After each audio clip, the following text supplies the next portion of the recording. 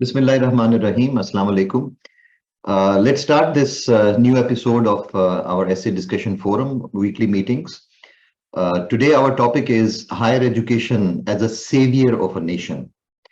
I would like to mention one thing right in the beginning, that some people are taking this as an argumentative essay, but it's not an argumentative topic, because if it was higher education is a savior of a nation, then it could have been argumentative, because the examiner was giving his or her opinion on this topic. But this is as, so whenever it is as, it means it goes into expository most of the time. So try to differentiate between higher education is or in other topics also. जब आपको महसूस हो कि is है, तो that means opinion है, लेकिन as आपके पास जो है वो expository के तौर पे जो है वो आएगा. जैसे टॉपिक था women universities as agents of change. अगर are agents of change होता तो then it would have been argumentative. So ये चीज बड़ी वाज़ेह तौर पे हमें इस चीज के बारे में क्लैरिटी होनी चाहिए. Today the first presenter is Shahswar A. Zafar, who is already garnering, reaping a lot of praise from his listeners, viewers, and people who attend. And I do appreciate his deep analysis also. So, Shahswar Zafar, the next screen would be Shahswar Zafar's outline. And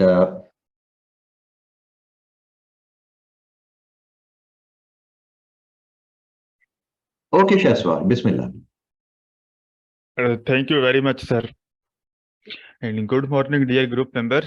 So let's start with our topic, that is higher education as the savior of a nation.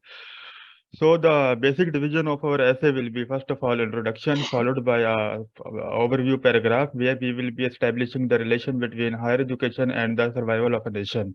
Then we will move towards how we will argue basically on what are the manifestations that higher education can serve as the savior of a nation. And in this main heading, we will try to compare Pakistan with the rest of the world, and we will see in which areas, which dimension were there, due to which Pakistan could not progress despite being having higher education in its system. And after that, we will see how, just an overview of how we can promote the higher education in our nation, and then we will conclude our essay. So let's start from the introduction in our own words. So right from the start of introduction, we have established the fact that there may or may not be progress with higher education, but without higher education, there is no progress. We cannot find any example of the country which has progressed in the absence of higher education. Then in the overview paragraph, we have established the relationship between the developed nation and higher education.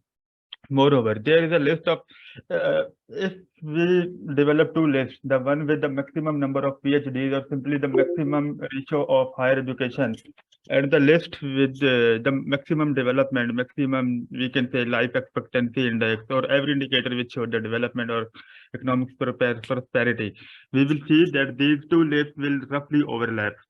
Like we have the countries starting from Slovenia, which has 5% of the total population has PhD, then US, then Germany, UK, Australia, and so on. Likewise, the development index is also more or less the same. For example, then the development of COVID vaccine, 3 to 4 of these countries were among the first countries to establish COVID vaccine. Okay, now we are moving to the main body of our English of our topics, that is how higher education can be the savior of a nation. So I think the most important aspect is, with having higher education in our country, in our nation, we develop intellectual mind, and the intellectual growth of the nation is, we can say, progressed. And when we have intellectual growth, the democratic participation will be increased. For example, if we take the voter turnout from different countries, we will see the maximum voter turnout will be in the countries, simply in the Western countries, where there is higher education in the true sense. And with a good democratic participation, we will have a diverse society, and difference of opinion will be embraced. And we know what we can say, the fertility of mind resides in the diversity, diverse opinion. And from there, we shall have a strong political system.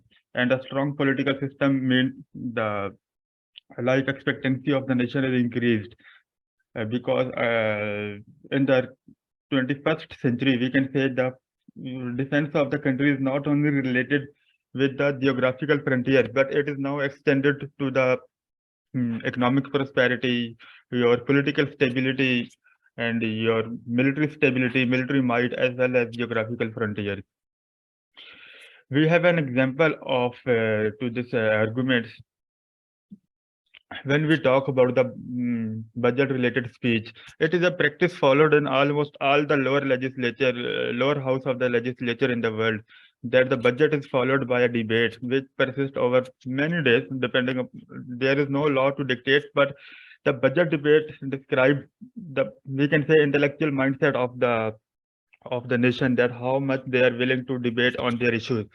For example, in case of Pakistan, it is only 12 days on average. While if we talk about India, again, India is not so much developed, developed in sense of higher education, but still the number is 75 days in India. Means the budget is debated almost 75 days every year in their lower legislature, Rajya Sabha. Then the another argument for the how higher education can serve as the savior of a nation is that the higher education upheld the merit, upheld the rule of law. For example, if we have a complete pure merit system in the country, we will have an efficient bureaucracy. Just taking one manifestation. Efficient bureaucracy means good governance. A good governance means no public distrust, which means peace. And we know when there is peace, there no harm can be caused to the nation. And let us discuss it with some example. Up to 1883, there was no merit system in America. Another system was followed, which was known as spoil system. And the main philosophy of spoil system was that the whoever will win the election, particularly the presidential election, all the bureaucracy will be, we can say, will be hired by him, his close circle, and there was no merit. And we have also seen how much America was developed up to 1883. We have seen in the era of Abraham Lincoln, and there was racial segregation on the basis of caste, not caste but color. But now, after adoption of merit system, we have seen their progress has been skyrocketed from 1883 up to the current scenario. They are leading the world for the past World War II up. Okay, after the upholding, when we have intellectual mindset, when we will be having a good merit system, we will have long-term prosperity. How? Because having merit, having all these things, we will do research, because research is a thing which does not come at first. First we have our basic necessities of life. We will have shelter, food, cloth. Then we move towards spending on science, and we will do research, leading to innovation, leading to technical edge over the rest of the world, leading to international market, and ultimately we will lead the economy of the world. Because currently we have seen the trend of IT services has skyrocketing in the world. But one thing is to be mentioned, worth mentioning. Without higher education, there is no, we can say, permanent basis of long-term prosperity. Although we can earn handsome amounts, but that is a short-term approach. To keep a shining edge over the nation, we have to invest in research, innovation. Like, let us discuss it with an example. We will also see this argument in detail in the coming heading. For example, there is a multinational company, unicorn company, Apple, manufacturer of iPhone. Their, we can say, their yearly revenue last year from 2021 ending in 2022 was 378 billion. Likewise, Alphabet's Inc., which on the Google, YouTube, etc., their revenue was 258 billion. And when we compare it with Pakistan, we can say only the revenue of Apple, the single company of US, was more than Pakistan. So that is the difference you can make with when you have investing in research, in innovation, and you have a technical edge over, not over only technical but also economical. Then when you have all these three factors, then what will happen ultimately? You will be leading the world, leading the international community, like we have seen with a Western nation in general and America in particular. Because for leadership, y- in order to be in the leadership position, what you need an edge over other. Edge can be military, edge can be economic, geography, technical, or whatever you leverage you have. Let us discuss with example again.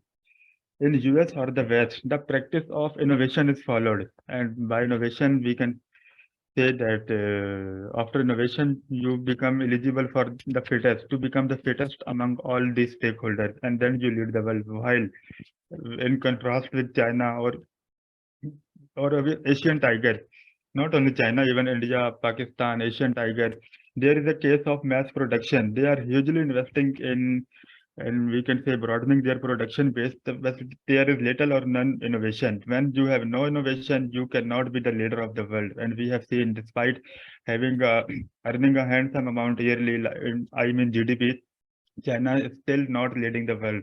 The leadership of the world is currently relying with US and the West, at least so far. Okay, after you became the leader of the world, you have all these things in mind which we have discussed earlier.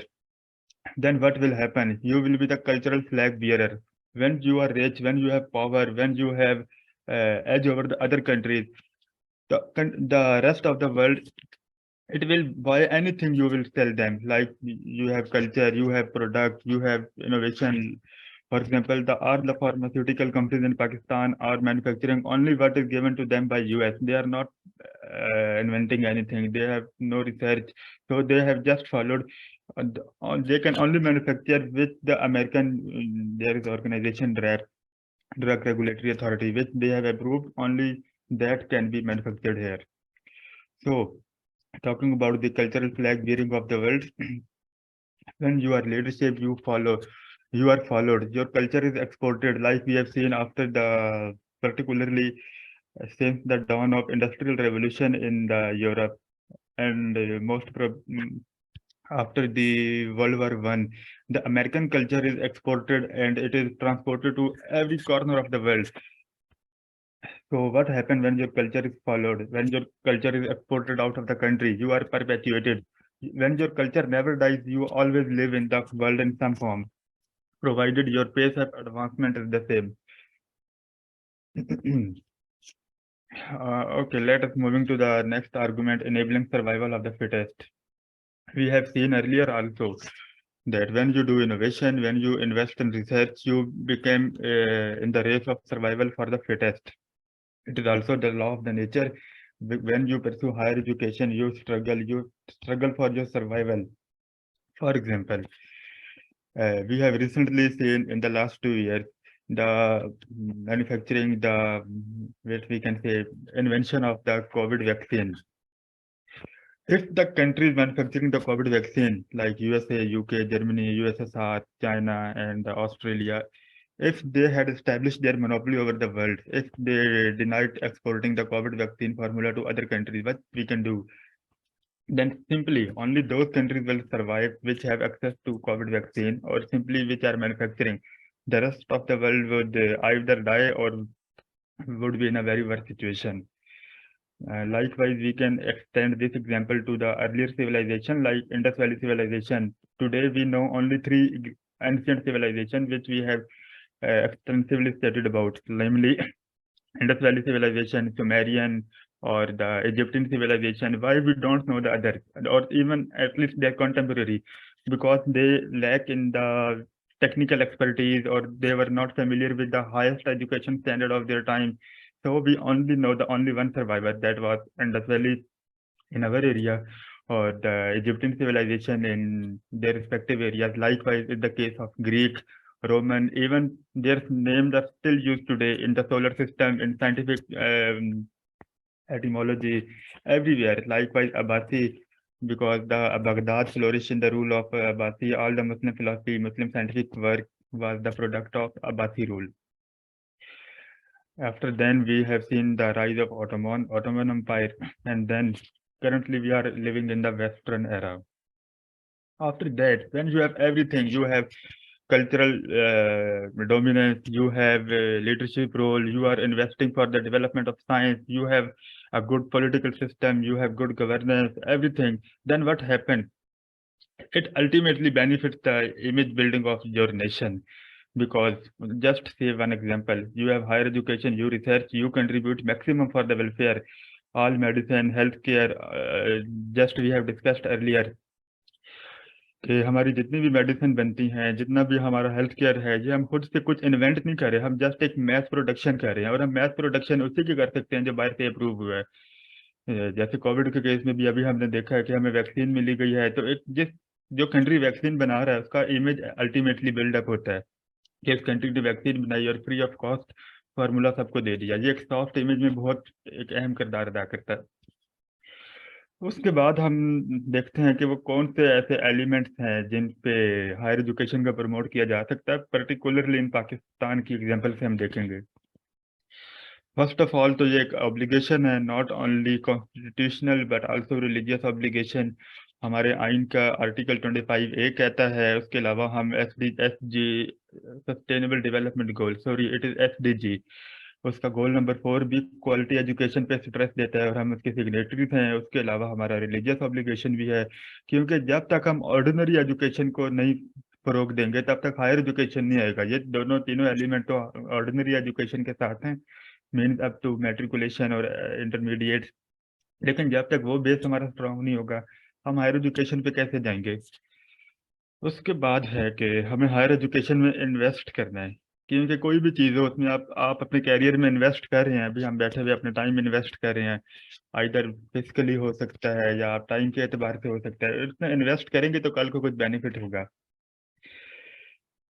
अगर इसको example से हम देखें तो हम compare करते हैं हम कितना परसेंट GDP अपना लगा रहे हैं हायर एजुकेशन पे, और फिर हम देखेंगे कि जो डेवलप नेशन है, जो ट्रू सेंस में डेवलप है, उनमें कितना लगाया जाता है। पाकिस्तान में जो लास्ट बजट आया है फिजिकल ईयर 22 से 23 का, उसमें टोटल बजट 9500 में से 65 बिलियन हमने रखा है हायर एजुकेशन HEC के लिए, जो कि 0.68-0.7% बनता है रफली। जबकि जो मैक्सिमम जिस कंट्री में रखा जाता है वो इसराइल है 6.2%, और इसी तरह UK, USA, न्यूजीलैंड, फिर वहां से डिफरेंस भी हमें देखने में मिल जाता है। उसके बाद एक हमारी प्रायोरिटी शुरू से कुछ शायद हमें गलती रह गई है प्रायोरिटी सेटिंग करने में। ये जो हमने आर्किटेक्चर पे बहुत ध्यान दिया, मसाजिद बनाई, किले बनाए, ठीक है, वो सर्वाइवल और ये बाकी चीजें भी इंपॉर्टेंट है, लेकिन ये चीजें लग्जरीज में होती हैं। लग्जरी आप हमेशा बाद में जाते हो, first of all your priority is survival and education. Without education there is no survival, we have seen in the earlier example. तो हिरन मीनार ये चीज़ें बिल्कुल इंपॉर्टेंट हैं, लेकिन पहले हमारा एजुकेशनल इंस्टीट्यूट आना चाहिए। आप आज भी यूरोप में जाके देखें, जो आपको सबसे पुरानी बिल्डिंग मिलेंगी वो आइदर उनके चर्च हैं या उनके एजुकेशनल इंस्टीट्यूट हैं, जबकि हमारे यहाँ हमें पुराना इंस्टीट्यूट मैक्सिमम भी हम देखें तो जो वेल एक्नॉलेज्ड हैं वो 19th सेंचुरी से पहले का नहीं मिलता, और वो भी ब्रिटिशर का बनाया हुआ, हमारा बनाया हुआ नहीं है। गालिबन सबसे पुराना हमारा किंग एडवर्ड मेडिकल कॉलेज है, 1860s में बना था। अच्छा, उसके बाद जो हमें करना है, इन्वेस्टिंग करना है, लेकिन इन्वेस्ट हम करेंगे वो कब फ्रूटफुल होगा, जब हम अपने इदारों को ऑटोनॉमी देंगे। ऑटोनॉमी देने से क्या मुराद है कि उन पे पॉलिटिकल हो, पॉलिटिकल इन्फ्लुएंस ना हो, मेरिटोक्रेसी हो, गवर्नमेंट की पॉलिसीज उनसे इंडिपेंडेंट हो। अगर हम बात करें दुनिया की सबसे बेहतरीन यूनिवर्सिटी आईवी लीग यूनिवर्सिटी कहते हैं अमेरिका की, जो 10 यूनिवर्सिटीज हैं, हाईली ऑटोनमस है। अमेरिकन गवर्नमेंट से उनका कोई लेना देना नहीं है, लोकल जो उनकी गवर्नमेंट होती है वो उनके मामला देखती है, बाकी वो अपने फाइनेंस जनरेट करने में भी इंडिपेंडेंट हैं।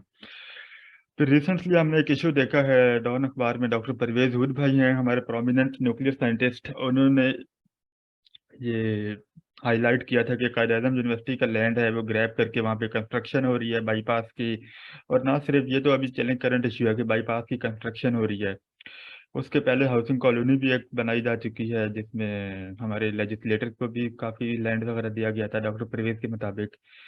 तो बाईपास बनाने में अगेन कोई इशू नहीं है, लेकिन एटलीस्ट यूनिवर्सिटी के लैंड पे नहीं बनाना चाहिए, जब बनाते भी हैं तो कोई लैंड कंपनसेशन होनी चाहिए, लेकिन ये दोनों सिनेरियो नहीं किए गए। उसके बाद जो मेरे नज़र में सबसे अहम पॉइंट है ऑल दो इसको लिखा हुआ एंड पे है, लेकिन ये क्योंकि लॉन्ग टर्म स्ट्रेटेजी है, बाकी तो आसान है, ऑटोनॉमी हम उसी टाइम दे सकते हैं।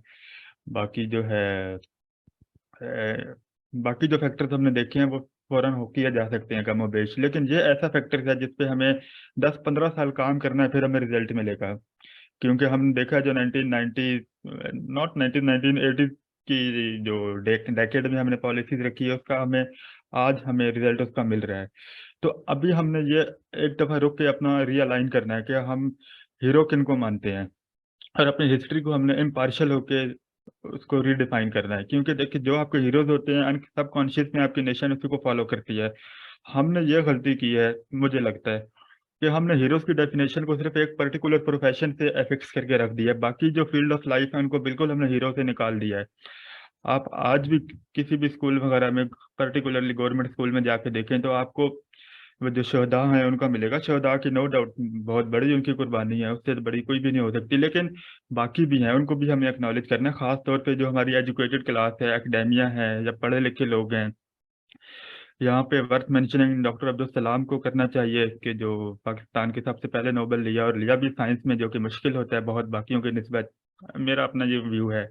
तो ऐसे लोगों को हमें लाजमन ऑनर करना चाहिए ताकि हमारी आगे जो आने वाली नस्लें हैं उनको उनसे थोड़ी मोटिवेशन लें, क्योंकि जब इन लोगों को इग्नोर करेंगे तो ये प्रोफेशन आस्ते आस्ते डाई आउट होते जाएंगे, जैसे आज हम देख रहे हैं अपनी कंट्री में। तो that was all the outline from my side, with a conclusion from the statement of Einstein that education is basically your training of mind to think, which we are seeing getting non-existent in our country. And education is not actually just the rotten facts, rotten we can say figures, वगैरह. It is basically your training of your mind to think out of the box solution. Thank you very much. Thank you very much, Shaswar Zafar. One of the greatest discussions that I have heard till date on this kind of a topic. And यहाँ पे एक मैं जिक्र साथ जरूर करना चाहूँगा कि इसके अंदर जो सर सैयद का नाम हम जो है 1875, लेकिन तुमने ठीक कहा कि 1868 में किंग एडवर्ड, और उसके बाद बाकी यूनिवर्सिटीज, पेशावर, उसके बाद GCU। लेकिन जो हमारे पास जो आता है 1875 है, जो सर सैयद का जो है अलीगढ़ मुस्लिम स्कूल और ओरिएंटल, और उसके बाद फिर उसका यूनिवर्सिटी का दर्जा वाकई 1920 में चल के आया है। और अगर हम गौर से देखें तो इस पाकिस्तान की सारी जो है वो आपको ज्यादातर जो लीडरशिप इस तरह की है वो नजर आती है। ज्यादातर बहुत सारे लोग अलीगढ़ के जो है वो नजर आते हैं। I am sorry for this noise आज, सो मैं कम कोशिश करूंगा और मैं नेक्स्ट उसामा साबर की तरफ मूव कर जाऊंगा। A few words about Shaswar's approach to research. ये जो एरोज के साथ जो ये शो करता है ना कि किस तरफ ये जा रही है इसकी डिस्कशन, और क्या उसके साथ the way you link things up, definitely it's very very helpful for the students. जैसे स्टूडेंट्स मुझे बताते हैं कि एक तो ये कि ना सिर्फ ये कि मेरे नजदीक आज की तुम्हारी आउटलाइन के ऊपर जो मेरे रिमार्क्स हैं वो ये है कि तुमने टॉपिक का सही हक अदा किया है। मेरे जहन में जब ये टॉपिक आया था तो सेवियर का जो वर्ड था, मुझे ये महसूस हुआ, मैं कम से कम पर्सनली हायर एजुकेशन को इतना इंपॉर्टेंट समझता हूँ कि मेरे नजदीक ये सेवियर का दर्जा है। And you have done exactly according to that. Thank you so much for your research, the time that you have given to it, and definitely many of our students are also thankful to you for giving your time to this. Thank you. Thank you very much, sir. Welcome. We will move on to Usama Sabir. He also has some wonderful research coming up today. Or just a moment, let me upload his outline first.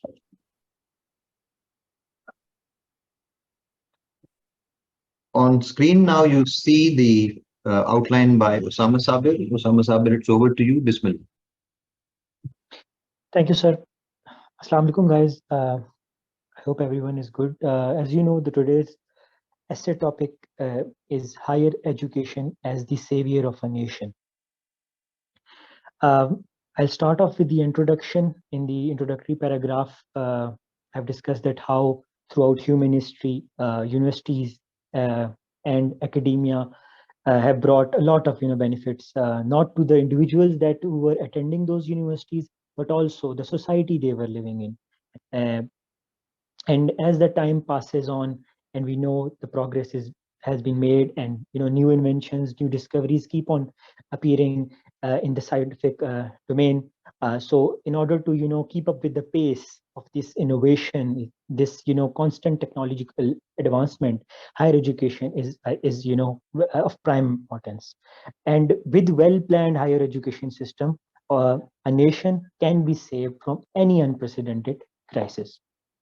In the second paragraph, the overview, the crunch paragraph, I would say, I have actually given the evidence of how the nations with quality higher educations are doing good overall. They are the leading nations, basically, because they have quality intellect storage for every scope of life. This is kind of a fuel to every scope of life. There is obviously a fuel that is very common in the world, the energy, the oil and the gas, but the intellect fuel, the storage for this intellect is really important as well.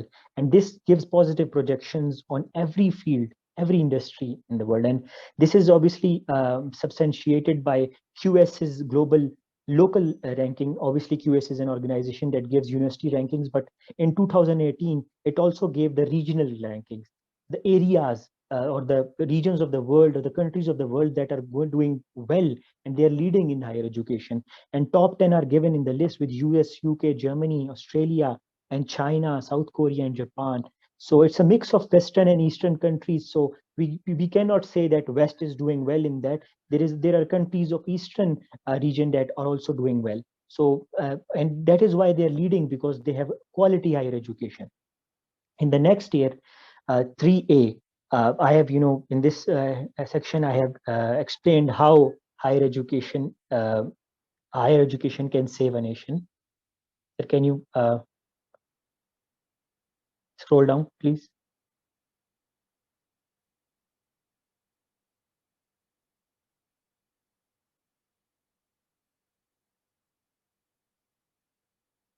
Hello? Yes, please continue. Sir, can you please scroll down? Yeah. In 3A, I have explained how higher education can save a nation, starting off by showing that it is a formidable guard against unprecedented economic turmoil. In this, I have given the case study of South Korean crisis of 1997. Everybody knows about this. A usual country, a very normal country would have gone with gone to IMF and said, let's give us a loan so we can cover it up. How Korea dealt with it? It's that the Korean Institute of International Economic Policy, one of the well-known Asian institutes on economy, they held a conference with IMF for 30 days over so, and after those they presented 30 papers, 30 research paper on economic policy in just 2 days, right? And they presented, and the top 3 were selected in order to make the reforms. And what we saw was a miracle, sort of miracle, and they bounced back to this economic turmoil. And by the end of 2001, the Korean currency, the Korean economy was doing well again. And that was only possible because after the 60s, after the Korean Wars, they invested in their higher education. Second point, source of higher tax revenues for a nation. Obviously, in order to save a nation, we need higher revenues, and higher education also assists that. And how it does that? Obviously, when state is the population or a number of population or a percentage of population is less dependent on the state, obviously the state will not have to initiate sport programs for them when they are actually educated and doing good jobs, right? So they are actually returning the state the benefits that the state is supposed to give them, like paying higher taxes for the services instead of the state facilitating them. So this is a statistic that shows that post secondary education is very important in revenue generation as well. The C point. Now, obviously, when there are higher rates, tax rates, or revenue generation for a nation, then with higher education, there is higher rate of employment as well. There is a statistics by OECD. OECD is a group of nations of regional economic development. In a 2012 report, they showed that in OECD countries, nearly 83% of the population who have tertiary education is employed. So every 8 to 9 out of 10 people who have higher secondary education are employed. So that is how the employment is supported, and employment is there in the nation, and that is how a nation is saved, because higher rate of employment will go on making the economy better. The D point. It is the social aspect of this debate makes individuals responsible citizens. We have seen that when their country is in crisis, we see that higher educated people, they tend to give more donations, or they tend to do more volunteer work, right? Because they consider themselves as responsible. They don't consider them irresponsible citizens, because they have certain level of intellect, and they also want to do their nation, they want their nation to do well, right? We have seen in the volunteers for 2020 flood campaign by Al Khidmat Foundation, this is the statistic they released on their Instagram page, that 70% of the graduates, 70% of the volunteers that came to Al Khidmat Foundation were actually graduates, doctors or engineers. So that's a statistics that show that citizenry is responsible when it is highly educated. Okay, so next point is that when there is a good higher education system in a country, the youth is engaged in the national development, and when the youth is engaged, there are lesser chances of the youth, getting used by the foreign hand. And there is a statistics that BLA's, the Balochistan Liberal Army's most intake is from youth bracket. So if we had good, higher education system in Balochistan, we haven't been seeing this, right? So the next point is college educated parents, they start an educated generation. Obviously, most of us know this fact from coming from humble backgrounds. We know that when a parent is educated, it can, nourish educated generations, right? And when there is an educated generation, obviously the country is getting stronger, the society is getting stronger, and eventually the nation is saved from any political or economic turmoil. Then higher education sparks industries. Obviously, there is a fuel. I was talking about earlier this, that there is a fuel like oil and gas for industries as well, but there is another fuel of intellect, individuals who are more capable and having skill set to run industries efficiently. So higher education, it sparks the industries. Next point is technical education generates skilled labor. I think this is the part where most of us don't consider it a part of higher education. Well, technical education in some countries is a part of higher education, although it is not a specialization, but skilled labor is a very important aspect of the resources of a nation. And we see that Japan, South Korea, and Switzerland have one of the most skilled labor in the world. And obviously, it saves times when you are building bridges or any construction, and it obviously saves the resources of the country. Next point, it creates a pleasant and soft image. Obviously, if we have high intellect storage of a country, right? So in the global debates at global forums, the countries who have good higher education and good representative, highly educated representatives, they tend to get desired result on that forums like UN. And the next point is that when there is a soft image of the country, tourism enhances, and obviously the foreign student exchange programs are there, and overall at international forum there is a pleasant image of a country. The next point is that it assists true democracy. Obviously, we have the problem of populism these days in Pakistan as well.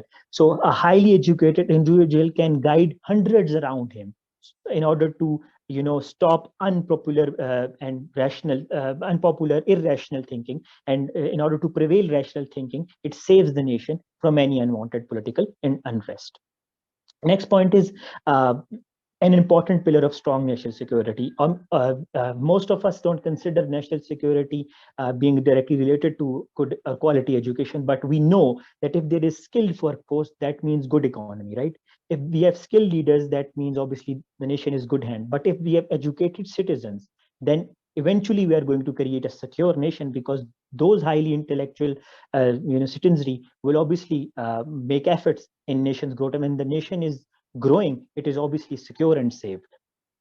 Last in this section, a nation's need for modern times. We know that in order to meet the global standards, a nation needs to, have quality education system, because the world is progressing. In order to meet the requirements and the, increasing demands of international community in research and innovation, this is a need. Higher education is a need for modern times. Next, in the fourth point, I have, given the case study of Pakistan, that how ineffective higher education system makes a nation struggle.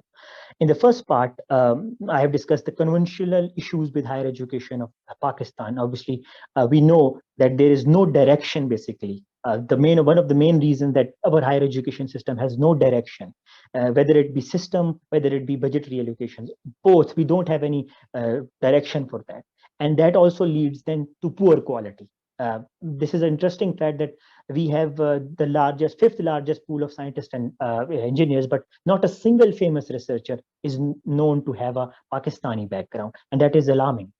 The next point is that how it is impacting the growth of Pakistan. Obviously, when there is no intellect, there will be weak institutions, and when there are weak institutions, then they're obviously not going to save a country, save Pakistan from any unprecedented crisis.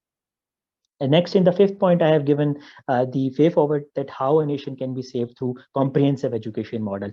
The first point is about the dual education system. I have named it. It is like fusing the technical education with higher education.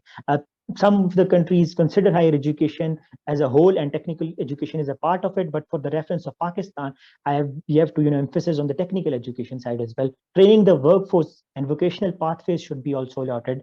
And statistics for your food of thought, that 70% of the people in Switzerland still today opt for technical and vocational route rather than higher education at the age of 15 years old. So there is an interest in that. So we don't have to ignore that as well.